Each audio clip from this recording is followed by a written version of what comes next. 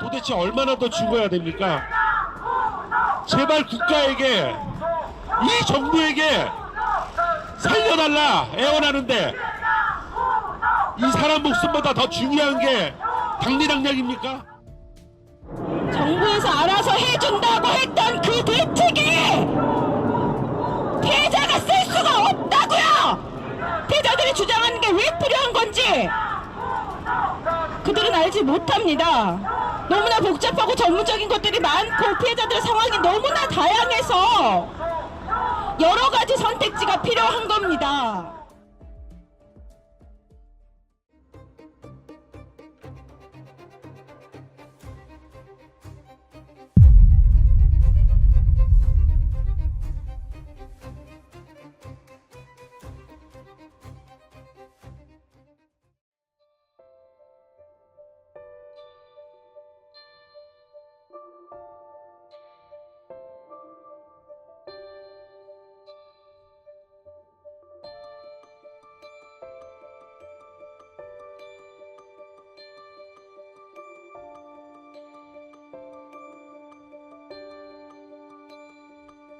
정부에서 대출을 쉽게 내줬어요. 그렇다 보니까 전세가가 뛰었고요. 그런데 그런 선택을 하게끔 환경을 다 만들어 놓은 게 정부인데 개인이 계약했다고 해서 사적인 계약이다라는 게 말이 되지 않고요. 그런 환경 속에서 만들어진 거대한 피해잖아요. 잘못됐다는 거는 지금 뭐 정부나 여당에서도 충분히 인정을 하는 부분이거든요. 이게 그냥 투자금을 손실받은 게 아니고 주거 인간의 기본권에 관련된 주거로 인한 피해잖아요. 그리고 전 재산을 잃었고 국가가 마땅히 국민의 안전을 보호해야 할 부분이라고 생각을 해요. 그래서 정부가 개입하는 것이 당연하고요. 정부가 개입하지 않고 이거를 시장에서만 어떻게 회복하게 할 수 있는 방법이 없습니다. 부동산은 정부가 제도를 다 만들고 유지를 시킨다고 생각하거든요. 이미 정부는 부동산 PF라든지 제도를 만든다든지 규제책을 만든다든지 이미 정부가 관할하고 있습니다. 그렇기 때문에 전세를 사적인 계약이다라고 보는다는 자체가 저는 논리가 맞지 않다고 생각합니다.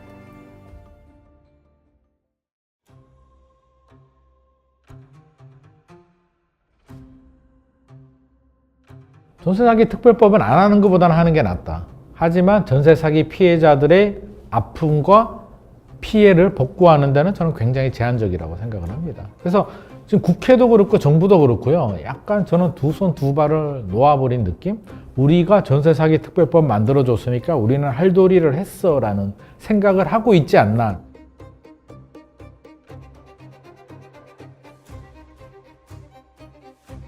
너무 억울하기도 하고 어이가 없었어요. 이렇게 허술하게 부동산 구조가 관리가 되고 있었는데 왜 아무도 이 문제를 미리 알고 뭐 해결하려고 하지 않았지? 라는 그런 생각들이 들어서 되게 좀 허탈하기도 했고,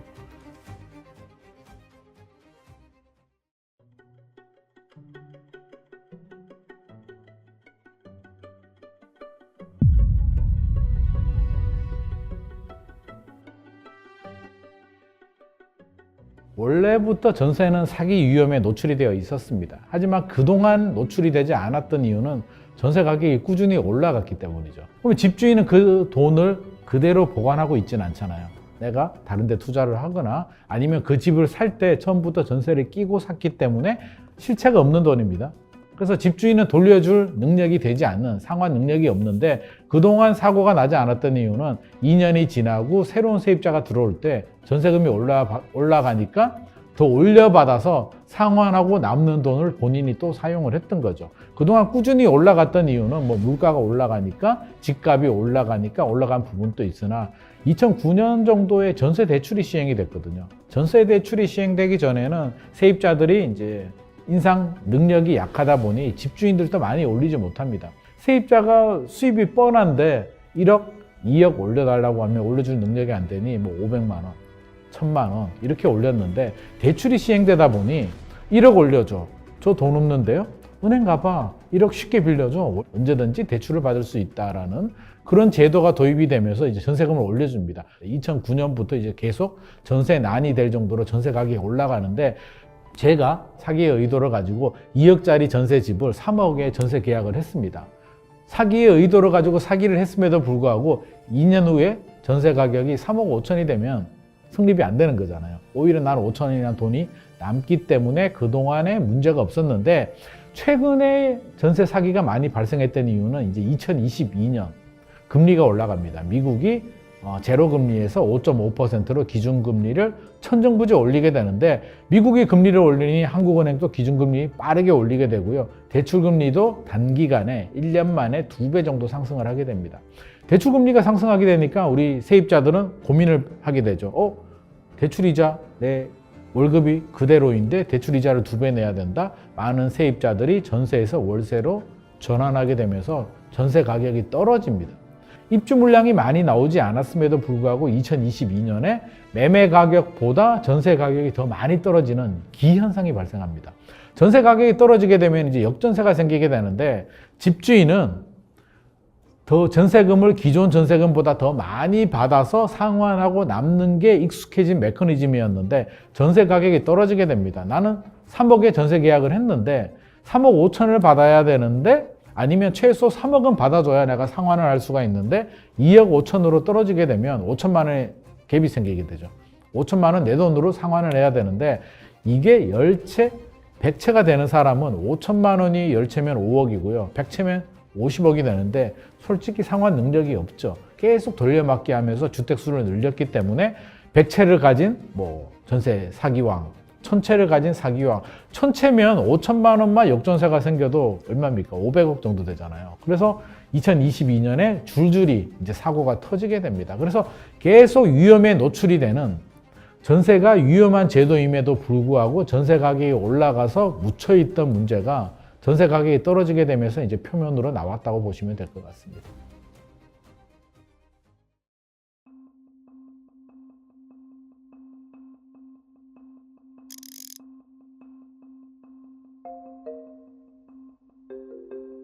전세제도가 되게 불안한 형태이기 때문에 전세보증금을 반환해주는 보증제도를 허그해서 만들면서, 이게 되게 선의의 제도인데 이것들을 조직적으로 악용하는, 너희가 들어와서 문제가 생기면 허그해서 다 반환해 주니까 그 제도 믿고 들어와, 이렇게 했는데 이런 제도들을 악용하면서 이런 조직적인 범죄들이 좀 더 커졌다라고 볼 수가 있겠죠.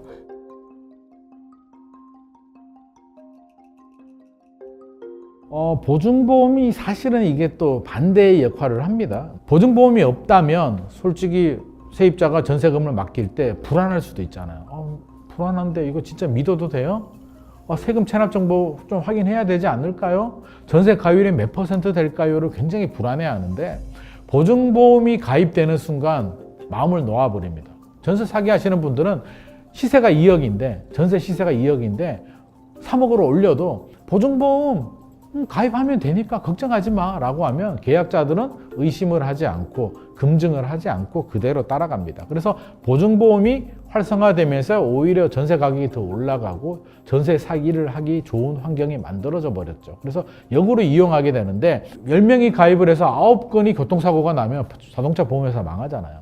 흑우도 이렇게 많이 문제가 생길 줄 몰랐겠죠. 2020년, 2021년만 하더라도 보증보험 사고 금액이 사실 얼마 되지 않았는데, 최근에는 허그가 연 4조 원씩 적자가 납니다. 왜? 많은 사고들이 생기게 되고, 굳이 가입하지 않아야 될 사람들도 무조건 보증보험을 가입부터 하게 됩니다. 그리고 역전세가 많이 생기는데, 우리가 이제 역전세가 꼭 기망의 의도를 가지고 사기를 하시는 분들만, 물건만 역전세가 생기느냐? 그렇지가 않고요. 정상적인 임대 사업을 하시는 분들도 전세 가격이 떨어지게 되면서 역전세가 생기게 되고요. 흑은은 손실이 발생하게 되죠. 도시 기금으로 이제 운용을 하게 되는데, 연 4조 원씩 손실이 발생하게 되면 흑은 어떻게 해야 될까요? 큰일 났다? 기금이 고갈된다? 허들을 높입니다. 그래서 처음에는 이제 많이 가입을 해주게 됩니다. 공시 가격의 150%까지 이제 보증이 이렇게 들어가게 되는데, 문제가 생기니까 이걸 내려요. 126%까지. 보증을 내리게 되면 결국에는 보증보험 한도가 줄어들게 되고, 보증보험 한도가 줄어든다. 쉽게 예를 들면 전세금이 공시가격이 1억인데 1억 5천까지 보증이 됐잖아요. 그러면 전세금이 1억 5천에 들어왔습니다. 새로운 세입자가 1억 5천을 주고 들어오면 저는 받아서 나가면 되는데 126%로 내려갔죠. 1억 2,600으로 전세금이 떨어지게 됩니다. 왜? 요즘은 보증보험까지만 전세금을 지불하려고 하거든요. 불안하니까. 1억 2,600이면 벌써 2,400만 원 역전세가 생겼습니다. 나는 역전세가 발생을 한 거죠. 흑은은 불안하니까, 손실이 발생하니까 지금 허들을 높이면서 한도를 줄입니다. 최근에는 이걸 이제 110%까지 줄이겠다고 합니다. 어지간하면 잘 안 해주겠다. 보증보험을 줄이겠다라고 하는데, 이렇게 되면 1억 5천에서 1억 2,600에서 1억 1,000으로 전세 가격이 떨어지죠. 또 역전세가 생깁니다. 사기의 의도가 없는 멀쩡한 은퇴 자금을 얻기 위해서 정상적으로 임대 사업을 하는 그런 선량한 임대인들조차도 역전세가 생기는 이런 어처구니 없는 일들이 발생하고 있습니다.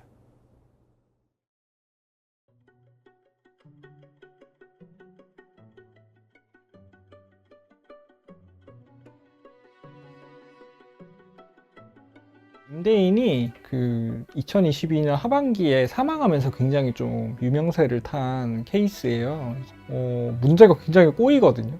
이제 그러면 이 임대인의 사촌 이내에 이제 친족이 상속을 받거나 뭐 상속을 받지 않으면 대리인을 세워서 이 문제를 해결을 해야 되는데, 사촌 이내의 친족이라는 게 굉장히 범위가 넓어요. 그러니까 뭐 할아버지 할머니의 형제 자매까지 올라가고, 일제시대에 살시던 분들, 이런 분들도 조회를 해야 되고 하는 그런 상황들이 벌어지는데, 그런 지난한 과정을 이제 해결하기 위해서 이제 뭐 상속재산관리인이라는 임대인의 대리인을 세우기 위한 그런 과정들이 한 1년 반 정도 또 있었던 거고, 작년 한 3월 정도에 이제 이 임대인의 대리인을, 법적인 대리인을 세우는데 이제 성공을 하고, 그리고 그 대리인을 대상으로 소송을 하고 경매를 해서 지금 이제 경매 절차를 진행하고 있는 상황이고요. 작년에 전세 사기 특별법이 개정이 되어서, 그래서 그 방안에 따라서 지금 LH에 이 주택을 매입해달라는 신청을 넣고 그 관련된 절차를 진행하고 있어요.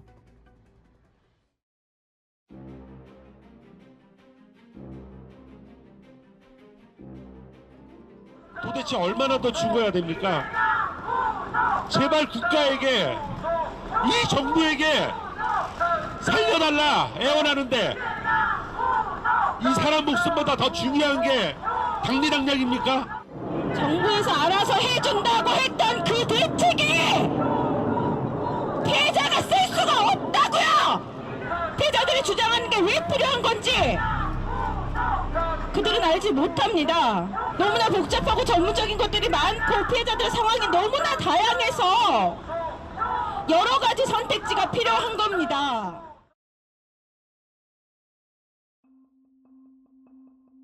개정된 전세사기 피해지원 특별법이 시행되면서 한국토지주택공사 LH가 전세사기 피해자에 대한 경매 차익 지원을 시작했습니다.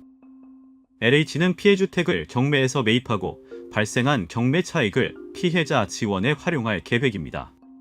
피해주택은 공공임대주택으로 전환되며 피해자는 10년간 임대료 없이 거주할 수 있습니다.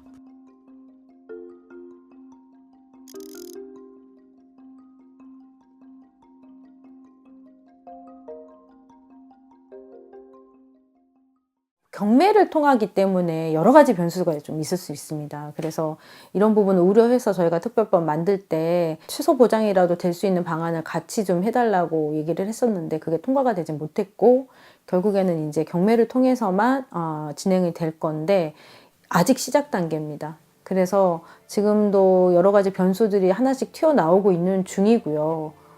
그리고 이것이 또 좀 한계인 것이 사각지대가 많습니다. 특별법이 처음 만들어지기 전에 바로 직전에 경매가 끝나버린 피해자들도 있거든요. 이제 그런 분들도 전혀 도움이 되지 않는 이런 사각지대에 놓여 있기 때문에 어떻게 보면은 누구한테는 굉장히 좋은 방법일 수 있는데요. 또 누구한테는 좀 별 도움이 안 되는.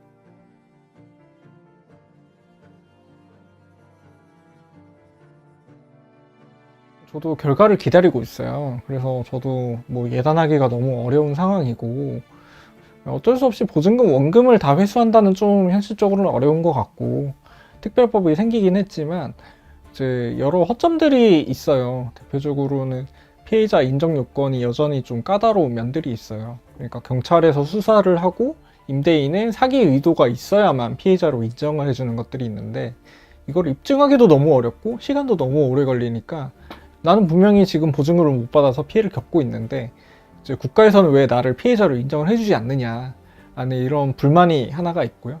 그리고 지금 LH에서 피해자들의 주택을 매입을 하겠다라고 공언을 하고 절차를 진행 중이지만 이게 너무 느리기도 하고, 그리고 이 과정에서 그럼 과연 피해자들은 어느 정도의 금액을 보장을 받게 되는 건지 기약이 없는 거예요. 그래서 그런 것들에 대한 것들도 좀 투명하게 좀 우려가 해소가 될 필요가 있고요. 무엇보다도 지금 특별법이 만들어진 지 2년이 지금 거의 다 되어 가고 있는데 올해 5월 말로 이제 특별법이 종료되는 걸로 일단은 되어 있어요. 뭐 당분간은 더 유지가 되어야 된다라는 그런 공감대가 있기 때문에 특별법을 좀 연장하는 것들, 이런 것들이 있을 거고.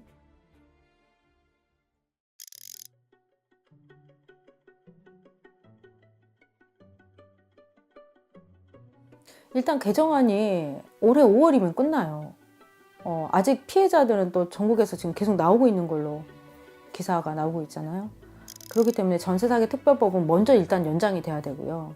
연장되는 과정 중에 지난번에 담지 못했던 사각지대 피해자들이 많습니다. 그 피해자들을 또 지원할 수 있는 것을 또 한 번 더 논의를 해서 그 부분이 담아져야 된다고 생각하고요. 안타까운 게 지금 전세 사기를 인지하신 분들 같은 경우는 저희가 처음 알았을 때 그 시기에 계약하신 분들이거든요. 그런데도 불구하고 또 계속적으로 사기 피해자들이 나오고 있잖아요. 왜냐? 그럴 수밖에 없는 게 제도가 그다지 보완된 게 없어요. 그리고 정부에서 피해자들을 예방을 하고자 내놓는 제도들이 대부분 좀 더 알려줄 게입니다. 정부가 계속적으로 좀 더 알려줄게라는 대책만 내놓는다는 거는 무의식적으로 너네들이 몰랐기 때문에 사기를 당한 거야 라는 걸 계속 주입시키고 있는 거거든요. 근데 현상을 보면 절대 그렇지 않아요. 제도를 바꿔야 됩니다. 임차인의 지위를 바꾸고 여러 가지 제도를 바꿔서 이 전세 사기를 예방을 해야지 좀 더 알려주는 방식으로는 절대 예방이 되지 않습니다. 이 부분이 빨리빨리 진행이 돼야지 지금도 계속 발생하고 있는 전세 사기를 막을 수 있다라는 말씀 드리고 싶어요.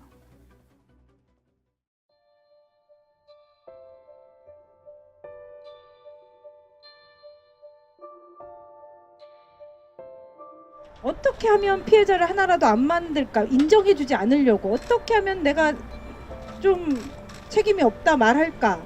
이건 제도의 잘못이 아니고 그냥 개인 사인 간의 거래인데 그중에 그래도 너네가 좀 짠하니까 좀 나라에서 품어줄게 뭐 이런 정도인 거고. 전세사기 특별법이 이제 수정해야 될 부분들이 굉장히 많은데요. 그 피해 대상자로 내가 지정받기가 굉장히 어려웠단 말이에요.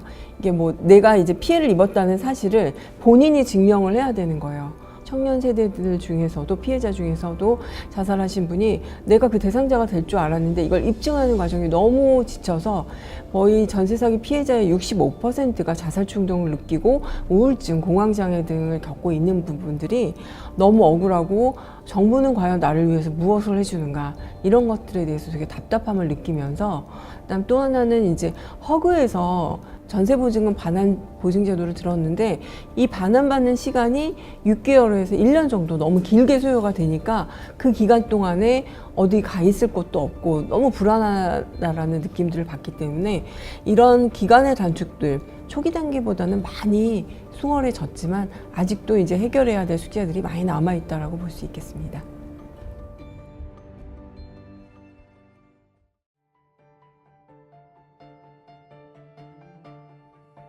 전세사기 특별법은 안 하는 것보다는 하는 게 낫다. 하지만 전세사기 피해자들의 아픔과 피해를 복구하는 데는 저는 굉장히 제한적이라고 생각을 합니다. 그래서 지금 국회도 그렇고 정부도 그렇고요. 약간 저는 두 손 두 발을 놓아버린 느낌? 우리가 전세사기 특별법 만들어줬으니까 우리는 할 도리를 했어 라는 생각을 하고 있지 않나. 전세사기 특별법 내용을 보게 되면 세입자가 이제 피해를 받아서 내 전세금을 못 받게 되면 경매에서 우선 매수권을 줘서 내가 그 집을 매수할 수 있게 해주거나, 내가 매수하기 싫으면 뭐 LH가 받아서 내가 그 집에 거주할 수 있게 해주고, 정말 힘든 어려운 계층들은 일부 좀 지원을 해준다 정도인데, 피해당하신 분들이 원하는 거는 그런 게 아니고요. 그냥 내 전세금 좀 받을 수 있게 해달라. 구상권을 청구하든지 내가 소송을 해서 할 줄도 모르겠고 소송을 해서 될지 안 될지도 모르니 국가가 먼저 좀 변상을 해주고 국가가 나를 대신해서 소송을 하든 구상권을 청구하든 그 사기 왕한테 받든 어떤 방법을 좀 강구해주면 안 되겠냐라는 게 이제 피해자들의 호소입니다. 그럼 반대의 목소리가 있죠. 왜 해줘야 되느냐? 다른 사기도 많은데 왜 전세 사기를 당한 분들한테 이렇게 세금으로 먼저 구제를 해줘야 되냐라고 이야기를 한다면 이분들 사회 초년생들은 대한민국을 이끌어가야 되는 미래 세대들입니다. 이분들이 자리를 잡고 경제적으로 성장을 해서 대한민국의 허리가 되고 세금도 내주고 국민연금도 많이 내주고 이 대한민국을 이끌어가야 되는 분들인데 사회 초년생들이 시작하자마자 이렇게 사기를 당해서 전 재산 또는 막대한 대출을 따놔야 되잖아요. 다 책임져야 되니까. 극복하는데 10년 정도 걸리거든요. 그러면 인생이 그 젊은 황금기를 전세 사기를 극복하는데 10년을 소비해버리게 되면 그 사회 소년생들이 이 사회에서 제대로 성장하고 미래의 주역으로 저는 발돋움할 수 있을까? 어렵다고 봅니다. 그러면 저는 미래 세대를 위한 투자다. 우리가 신혼부부들 뭐 출산율 요즘 뭐 여러 가지 지원 대책들이 나오는데 전세 사기 당하신 분들이 결혼 쉽게 할 수 있겠습니까? 이거 극복하기도 어려운데 돈이 어디 있겠습니까? 자녀 출산할 수 있겠습니까? 일정 부분 지원해서 이분들이 다시 사회에 복귀해서 열심히 일하고 다시 달릴 수 있도록 그 정도의 지원 대책은 저는 특별법 내용에 좀 들어갔으면 좋겠다라는 내용이고요. 다음에 개정을 한다면 이렇게 좀 지원 대책들도 나오고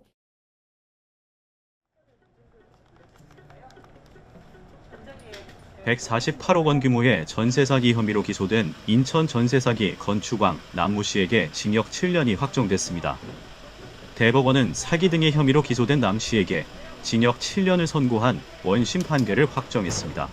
1심에서는 징역 15년이 선고됐지만 2심에서 사기 혐의 인정 금액이 68억 원으로 줄어들며 형량이 감형됐습니다. 남 씨는 과거 2,700채의 부동산을 보유하며 건축왕으로 불렸으며 이번 사건 외에도 305억 원과 83억 원 규모의 전세 사기 혐의로 추가 재판을 받고 있습니다.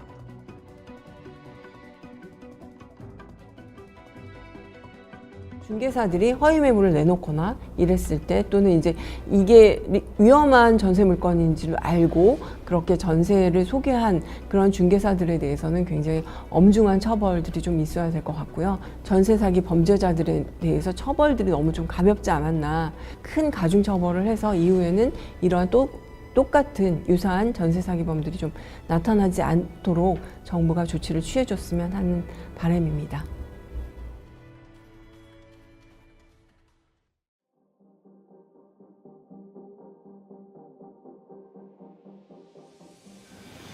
전세 제도는 국가 시스템이잖아요. 세입자는 국가 시스템을 믿고 계약하면 되는 겁니다. 그러면 그 안정성은 누가 확인해 주느냐? 허그나 공인중개사 협회나 또는 국토부에서 만드는 계약 시스템을 가지고 계약서를 가지고요. 전세 계약서를 국가 서버에 접속을 해서 업로딩을 시키면 국가 시스템에서 세금 체납 정보라든지 집주인이 몇 채를 가지고 있는지 과거에 역전세, 전세 사기에 대한 이력이 있는지 이 집에 대한 전세 가율이 얼마나 되는지 근저당, 선순위 근저당이 있는지를 자동으로 대한민국이 다 가능하거든요. 부처 간에 협조만 되면 검사에서 이 집은 위험해 하지 마라고 하면 안 하는 거고요. 이 집은 해도 괜찮아라고 한다면 자동으로 보증보험까지 가입할 수 있도록 패키지 상품을 만들어준다면 이렇게 안전한 계약 시스템만 만들어줘도 저는 80% 이상은 전세 사기 줄일 수 있다고 생각합니다. 국회가 우리 사회가 일을 안 해서 우리 사회 초년생들이 피해를 보고 있다고 생각합니다.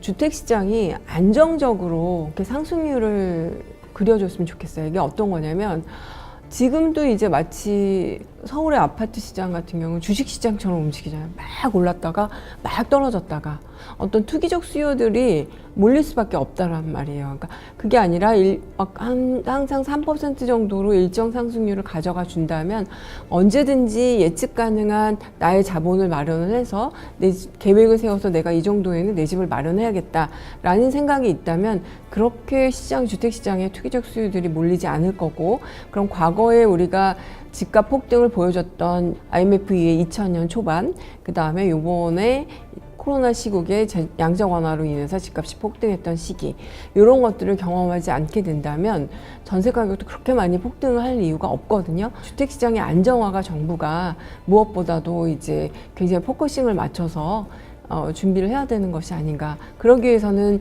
지속적이고 안정적인 공급과 그다음에 일관된 정책들이 좀 필요한 것 같고요. 사실 이 전세제도라는 것은 우리나라가 얼마만큼 엄청난 신용사회였던가를 반증해 주는 거이기도 하거든요. 임대인이 내가 준 임차인 준 보증금을 가지고 어떻게 활용하는지 전혀 모르잖아요. 전혀 모르기 때문에 그 사람들의 어떤 신용이 불량이라던가 그 사람들의 재정 상태 이런 것들을 확인할 수 있는 공적 기관에서 이런 것들을 조회해줘서 좀 안전한 임대인이라는 것들을 좀 확인해 줄 수 있는 방법들이 있고, 특히 이제 빌라나 또는 이제 주상복합 같은 경우에는 전세가율이 집값의 한 80%, 막 어떤 경우에는 90%도 되는데, 이렇게 너무 위험하게 전세가율이 높아지는 것들을 좀 경고하고 못하게 하는 이런 제도들이 좀 필요할 것 같습니다.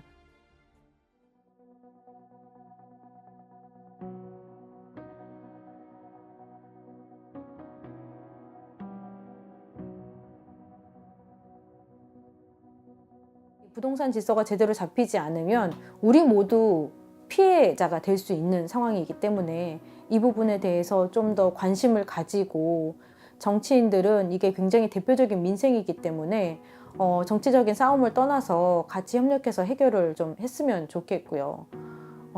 그래서 좀 뭔가 이 사회가 믿고 살 수 있는 사회가 되면 참 좋겠어요.